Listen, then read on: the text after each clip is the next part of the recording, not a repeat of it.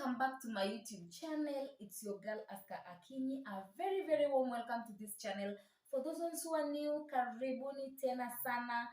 Happy 2022 everybody. For those ones who are coming back again, thank you so much for coming back again. Thank you so much for believing in me. And guys, in today's vlog, I remember I told you that I'm going to do a vlog of batch cooking. So it's on a Sunday and I want to prepare food for the whole week. And as I'm saying, I don't know, maybe there's a kwa mingi or something like that, but I'm planning not to cook for a whole week. So guys, let's stay tuned and let's go straight to the vlog. So I'm going to show you the ingredients and the things I'm going to use. Guys, these are the things we are going to use. We have tomatoes here, we have already chopped danias, we have onions, we have isn't hoho, and then here we have mandizi na waru, and then here we have waru. This waru tunaenda kuweka kwa ndengu, and then we have gourgets, we have carrots, we have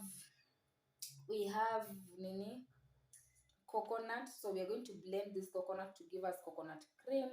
Then we have nini, kitungu saumu and garlic.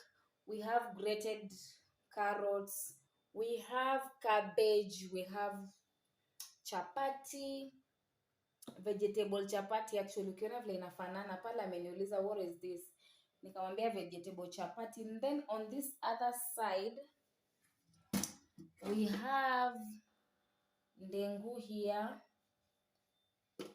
boiled ndengu, and then we have skuma. So nimeboil, so ready kukaangwa. So guys, that is it. Let's go straight to cooking. Thank you everybody. Grab a cup of tea. Let's do this. So again, these are our ingredients that we are going to use. So here, the first pot, I was going to start with ndengu, and this ndengu tunaenda kuipika na waru. Actually tunaenda kuipika na waru, and then to some greens and all that you will see. And then this second pot, I was going to cook sukuma from that pot here, the vegetable. So in that pot we were going to cook the vegetables. And then that third sufuria, I was going to use it to cook jollof rice. Yeah, it's a party rice. So I'm not going to use all ingredients in jollof rice, but the ingredients I'm using in jollof rice is four medium size onions, and then I'll be using one large hoho. I'll be using some cloves, just like 8 or 9 cloves of garlic, and then a little piece of ginger, because not everybody loves ginger. Even me, I don't love ginger in food. So if I just do a small one, it will be good. So, and then we'll be using some nyanya, tomatoes, like 4 of them, 3 large ones and 1 medium one. Yeah, those are the things that we are going to blend in that blender. So the rest, we're going to continue with the procedure of cutting them and putting them inside the blender. I also have curry powder, 5 Royco cubes, tomato paste, salt, a lot of cooking oil, because jollof rice needs a lot of cooking oil. So as much as you're going to use a lot of cooking oil, it won't be so much kwa rice, so it will just be okay. But jollof rice, you cook with a lot of cooking oil. Yeah, I've mentioned salt. Yeah, basically that is it. Those are the ingredients that I'm going to use.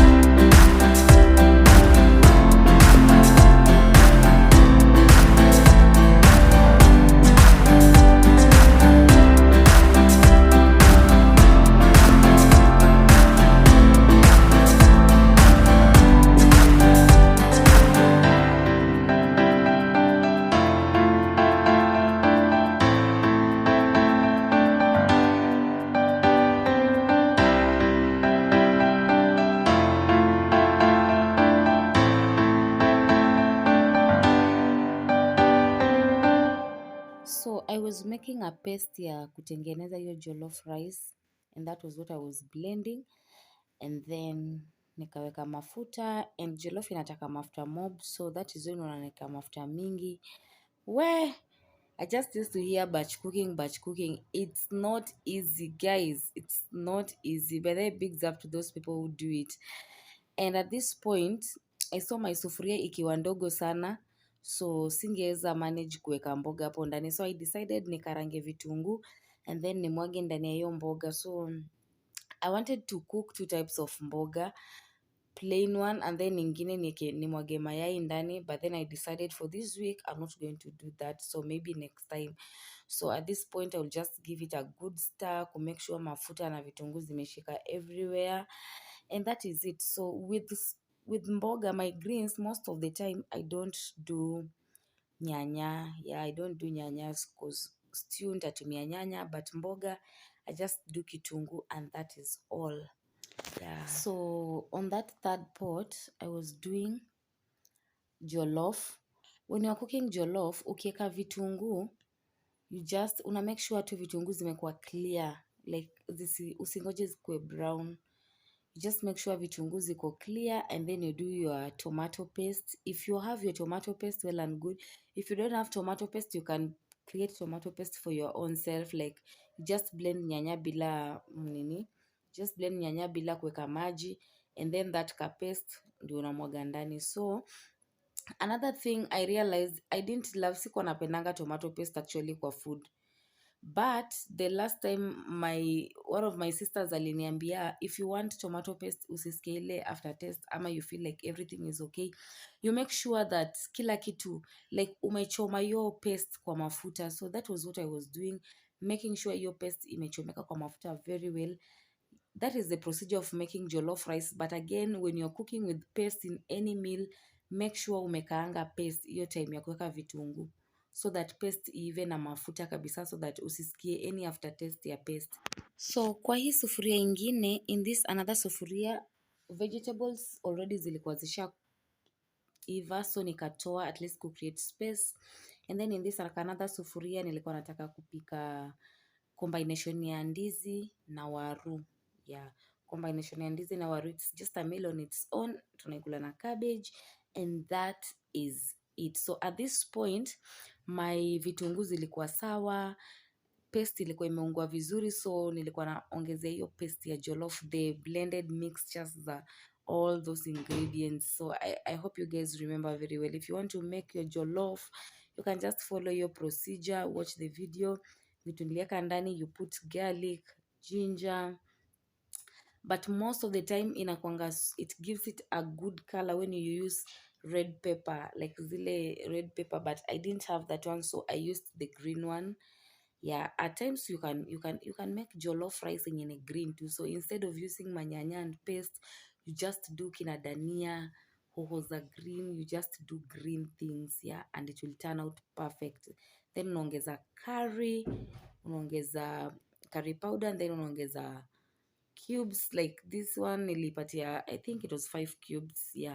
5 cubes, because I was cooking rice, I think nusu, half a kg. I was cooking half a kg rice, so nilipatia nusu, 5 cubes, and that is it, guys. So after doing that, when you're doing jollof, after doing all the ingredients, una make sure umeifunika for like 20-15 minutes, ikiboil tu without rice ndani.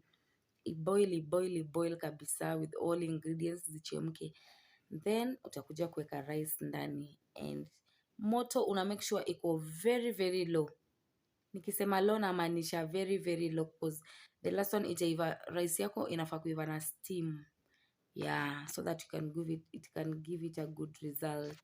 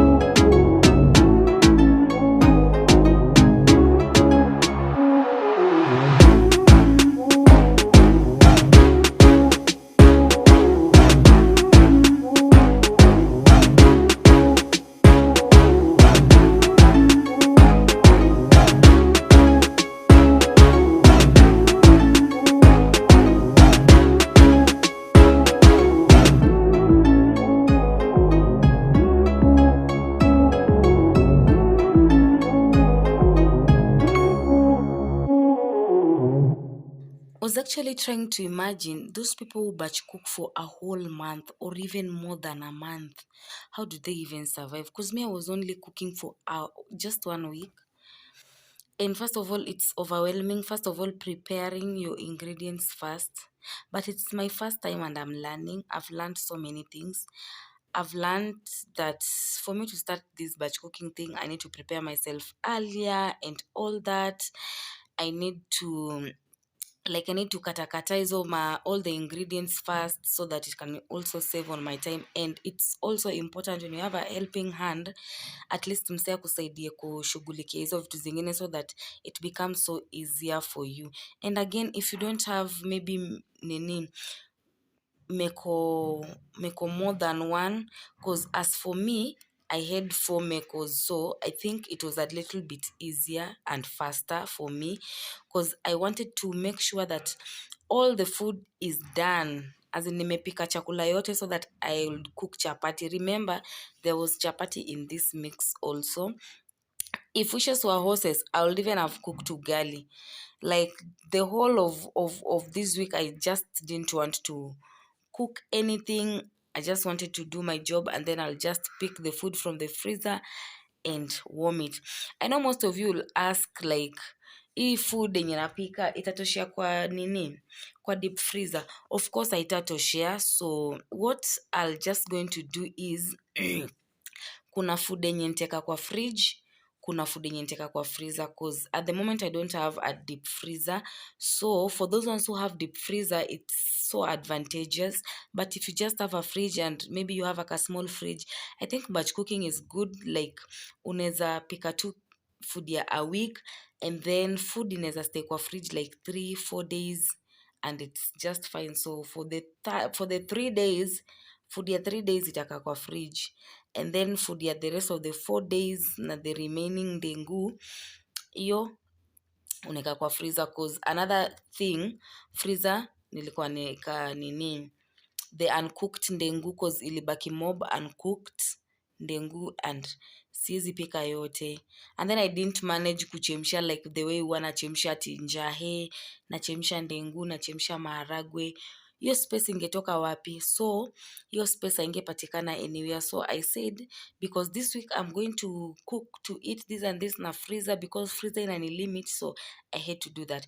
The reason as to why I'm batch cooking is because I want to save on my time when it comes to cooking. It has been so tiresome, by the way, for me. It has been so tiresome. For those ones who always watch my vlog knows that it has been so tiresome for me. So at this point, tulikuwa tunaweka rice yetu, like as you can see, the paste is just nice and the smell was so good. Imechemka vizuri and it's thick. So that is why I was telling you, with this one you need to cook it in a very, very low heat, because the fact that it's thick, itashika chini so easily. So you keep on checking it, ukifunika, you keep on checking it so that isikwame chini sana. Yeah, so basically that is it. The rest of the rice niliona, hii rice itakuwa mingi sana kwa hiyo pot na ingepita, cause hii rice inafura sana. So hiyo rice ingine yenye ilibaki ndio nilipika nayo coconut cream rice. Actually that was my best, because at this point nilikuwa na blend coconut so that ni sieve vizuri itoe the milk, and then nitaitumia kupika white rice, and in fact that was my best dish hapo. It tasted super good. If you've never tried, by the way, coconut, I've never tried, by the way. Nakumbuka kitambo kabisa nyumbani ndo tuliipika coconut rice, but hivi sijaipika coconut rice. I've just nilikuwa nashindwa like, nilikuwa nadhani wenye wanapika tu coconut rice na wale watu wenye wako na mnazi ya kukuna nazi and all that. I didn't know that you can blend coconut and then utoe hiyo milk yake and use it. I just realized that the other vlog that I did ya kupika omena ya coconut, and from that day I'm in love with cooking with coconut, because I love coconut, and kuafford pia kununua coconut cream sio mchezo. So nanunua tu coconut ingine and then I use that one. Yeah.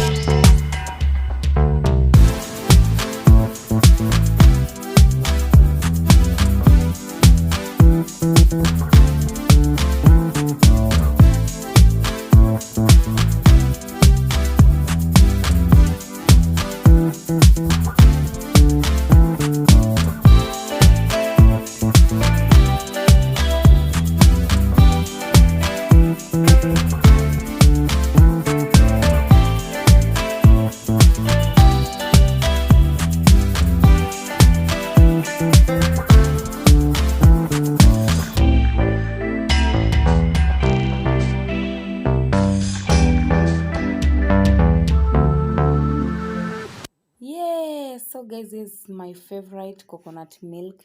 Actually ilitoa mob because it's rice, so I had to add some water ndani ndio itoe vizuri because it's rice. Yeah, huwezi nini ati unapika tunayo yote, but it tasted good. This audio is after the video, and at this point ndengu ilikuwa imetoa jam ilikuwa imeiva. So at this point mboga ilikuwa imeiva, ndengu ilikuwa imeiva, and then nini coconut rice ilikuwa inaiva, and now I was left with cabbage. I was left with cabbage only. I think it was cabbage only that was left, and then tuingie kwa chapati at this point.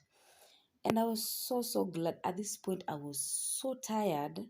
I was so tired that I was even thinking of quitting, and I was like, si nishapika enough this chapati, what am I going to do na nishakanda unga. So I was like, if kama singekuwa nimekanda unga singe dare kupika chapati cause nilikuwa nimechoka, and I was just telling myself what is this, nini nilikuwa nimejiekea. But again, what was keeping me going was the fact that nimekuwa so tight to an extent enye nalemewa kupika. By the time I feel like now I need to rest, time ya kupika ishafika. So that was the only thing that was keeping me going. I was like, okay baby girl, just get tired for today. Tomorrow you are going to feel like you're in the moon. And I feel like I'm in the moon actually. I feel like I'm in the moon. It was just kutoa food, kuiweka ikul, kuweka kwa sufuria, kuwarm, and that is it. Kukula. So I was so tired, but it was worth the exhaustion and all that. If you want to start batch cooking, maybe I'll encourage someone there who start batch cooking. Maybe you are thinking like, okay, how am I going to batch cook? Sijui nini. You just plan the things you're going to eat. Of course, you're not going to cook everything. No, you just plan, okay, I'm going to cook kitu fulani, I'm going to cook kitu fulani. So as per me, is it as per me or as for me? I always love saying as per me in a lot of my videos. So as for me, anything that I have cooked, I have eaten for dinner, I'll eat it during lunchtime. So that is how I'm going to pack them.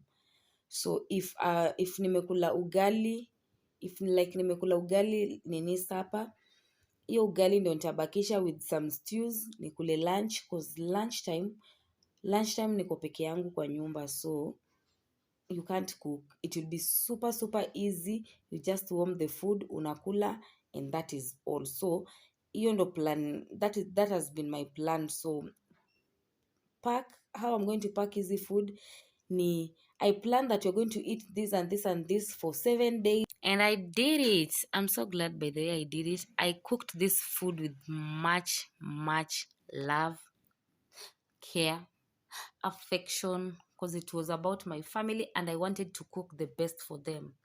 And then another thing I loved about this batch cooking, when I was cooking, I would spend like the same gas unapika a lot of food, the same energy unapika nayo food mob, and then save on vitunguu, nyanya. To some extent there's a way you just save, and like ukisema upike a smaller portions every day.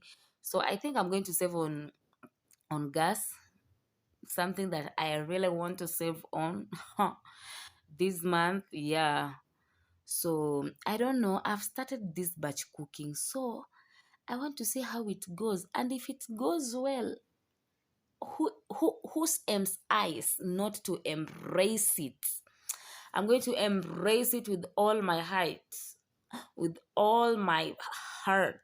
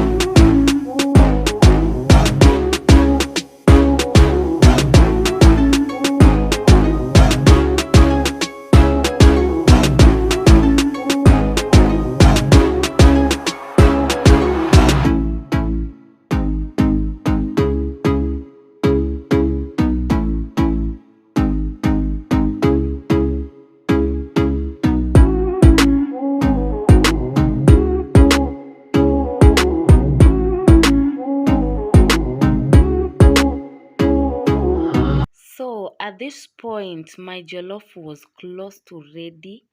Yeah, ilikuwa imekauka maji but it was still crunchy, but no problem. Just cover it na even a steam with a very very low heat, and then there is something so nice about jollof, unaiwacha iungue, so lazima ipate hiyo touch ya moshi so that kuna venye itaipatia a very good thing.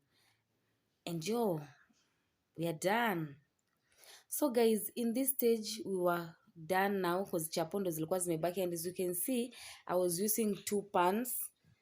Sasa hiyo ingine nilikuwa nimaliza kutumia so that niende mbio because nilikuwa nimepika a whole 2 kg because it wasn't for like one day.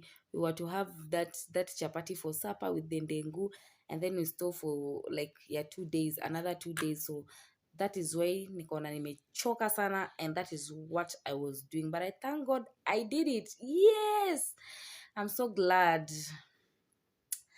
Yeah, and now tukaingia straight to cleaning. Guys, I was tired and my legs were shaking.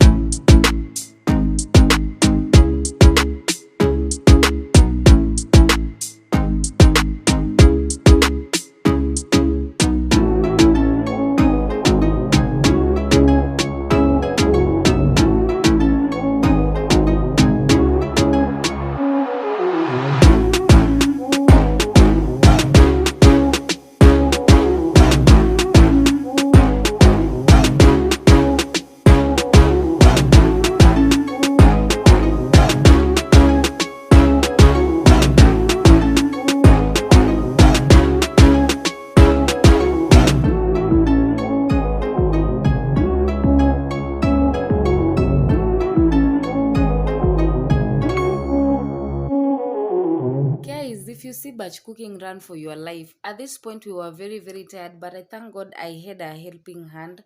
My sister was around to help me here and there and all that, to take care of the babies as I was doing the cookings and all that.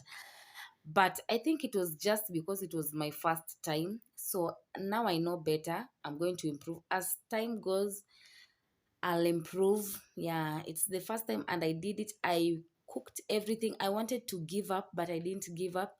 I continued, and then I finished cooking everything. It was like cooking for a party. One person, you're cooking for a party, you're expecting guests, and you're this one person, you're doing everything and all that. So you can imagine how tiresome it was. And I'm just trying to imagine if this was just food for 1 week and chakula ya watu wawili.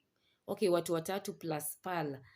I'm trying to imagine this lady who always does Susie's Homestead, this lady who always does batch cooking, and this lady will cook food ya watu wa saba, and he will prepare food for a whole month. So I'm just trying to imagine how tiresome, how tired this girl always be. As much as one akona nani and all that, it's super super tiresome. I can't even imagine. And at this point I was so glad the kitchen was clean. You wouldn't even have imagined that there was a lot of cooking and everything going around. So I really thank God. So this is it, everyone. The food looks good. Yeah, the food was good. We have our jollof rice there, and it was tasting good. Actually, everything was perfect. Nilifunika up to that time and it was cooked, as I told you. So we have our chapatis. Don't mind about the shape. We have our vegetables, green vegetables. So with this one, we're going to do it with ugali and mayai. There was no need of batch cooking mayai. So we have our ndengu. It looks so delicious. We have our coconut rice, and then we have our waru and ndizi. This is also my best food actually. I know most of the people wanaonanga ni chakula ya watoto, but this is my best food with cabbage. I love it, or with nyama. But here this week we are not doing anything like nyama there, if you are very keen. So basically that is it. Those are the foods that I prepared, and we're going to eat it for a whole week.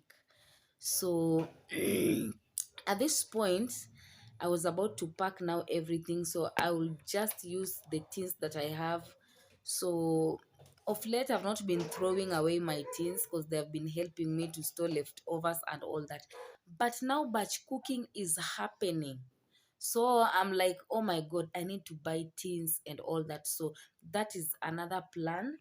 I need to buy tins, invest in tins and all that. So I will do that. This story of mamikebe, sijui mikebe za blue band au tupi, mikebe za ice cream, I never used to have this thing, but since I don't have an alternative, I don't have an option, I'm just going to use what I have, and then I wait for another day. And then I have these squared plates, this one that nekamo rice. I normally love them because most of the time before I had those mikebes, I normally place food hapo, and then I cover it with a cling film, and then I store in the freezer. So those plates of helping hand, sana sana sana. So I was just using the containers that I have to make it happen. Like this one, I used the my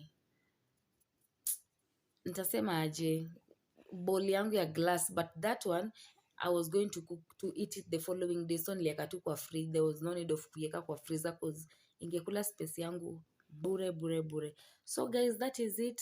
I was packing everything into portions. I know portion yenye watu wangu wanakula, so I was packing everything into portion na kuongeza a little bit, so in case kuna mgeni at least nisikuwe stranded and all that. But basically that is it. I was portioning everything na ikaingiana, and I even realized sio chakula tu ya 1 week, some food ingepita another week. So at this point it was the time to cover. As you can see guys, oh my god, but nitatafuta tins.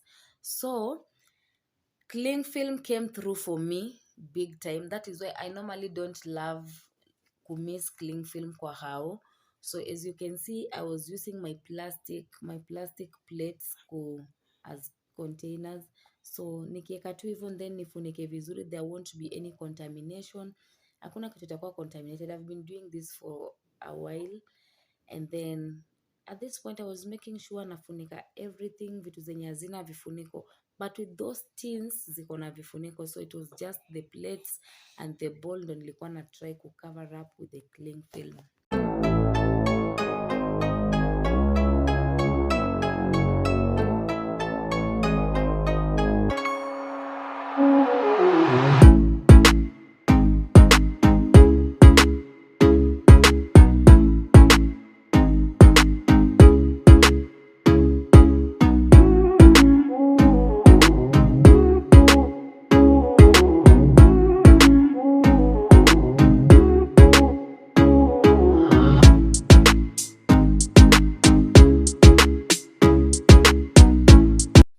Thank you so much guys for watching my video. Nawapenda tena sana. Remember to subscribe, like, comment and share. Love you.